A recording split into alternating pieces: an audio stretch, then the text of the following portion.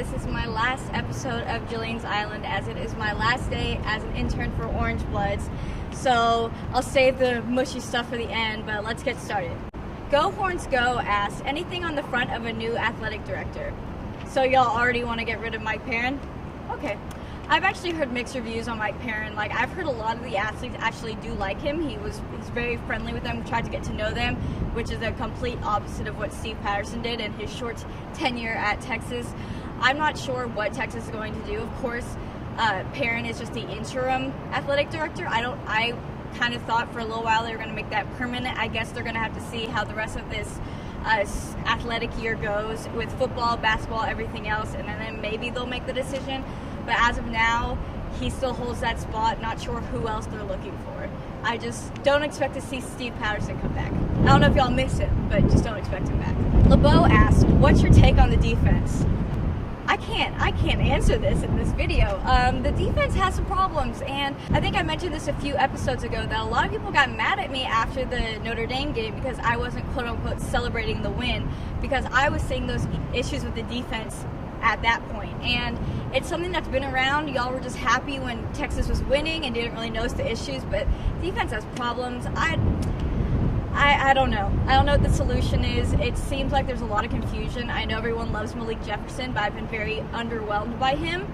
Don't even notice he's on the field, to be honest. There's just a lot of issues. I think it's half coaching and half players, and I'm going to answer this in your next question. So LeBeau's next question was, do you think Coach Strong taking over the defense is the answer?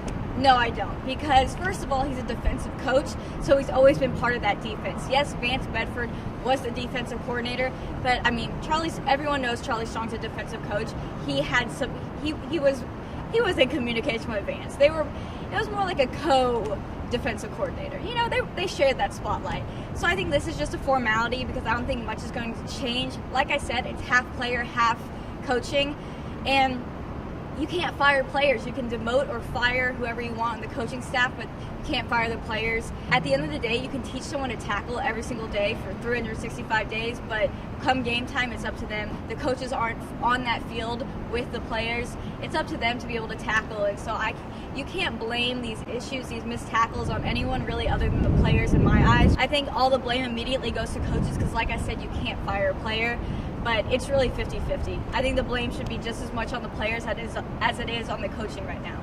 LeBeau also asked, how about Coach Pierce and his recruiting? For those of you who don't know, I don't know, maybe you live under a rock. Coach Pierce is the new baseball head coach after Augie. He's younger, woohoo!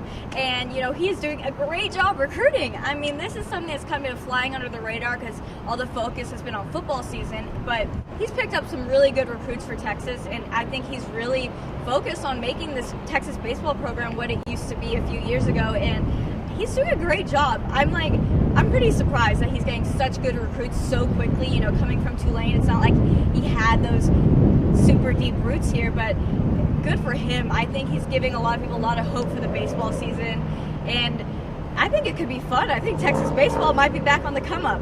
Might be. Don't quote me on that. Lance Farmer 90 asks, how many wins do you think Charlie Strong needs to retain his job, and do you think he accomplishes that? I've answered this so many times. I've always said make it to a bowl game. You don't even have to win the bowl game. At this point, Charlie Strong has about a 25% chance of making it back next season as the head coach. That, you know, if Texas beats Oklahoma, that can bump back up, but each loss is just going to decrease that. I don't know. It's a sticky situation. In my eyes, it's kind of ridiculous. Mac Brown set the standard so ridiculously high for Texas. I mean, this is Charlie Strong's third year. I don't think any other school except like Alabama would expect this much out of somebody. But Mac Brown had 10-win seasons every single season. If it wasn't 10 wins, people were pissed. Never missed a bowl game, you know, until very late in his tenure. And I think the standard is just so high here, it's almost unreasonably high. It's like Charlie Strong really didn't even stand a chance coming in here, and I'm not some big Charlie Strong fan, so I really don't know what's going to happen at the end of the season. I don't know if firing him is the right idea. I don't know what the right idea is or the solution is. It seems like a mess. This seems like the most hectic I've ever seen the Texas football situation. Texas Jugnaut asked, does Charlie really still go jogging at 4 a.m. every morning? I want video proof. when I was talking to him at Big 12 Media Days, he said he still goes running every morning. And you know what? Good for him. I'm not going to wake up at 4 a.m. to get that video proof for you. You are more than welcome to do that if you want to go follow him, but he says he still does it. Good for him. I don't run 4 miles. I don't think I've ever run 4 miles. Have y'all? I haven't. Well, guys, that's all we have for this week and for this show in general. Thank you guys so much for always watching my videos, asking questions, all the support. It means the absolute world to me. And y'all have been so great, such a great audience, and I'm going to miss you guys. Please try to keep in touch. Follow me on Twitter, anything. I would love to hear from you guys whenever. Y'all are still my friends, even though you're all kind of like faceless names on a message board. But I love y'all. Thank you guys so much, and I guess I won't see you next time, but thank you again.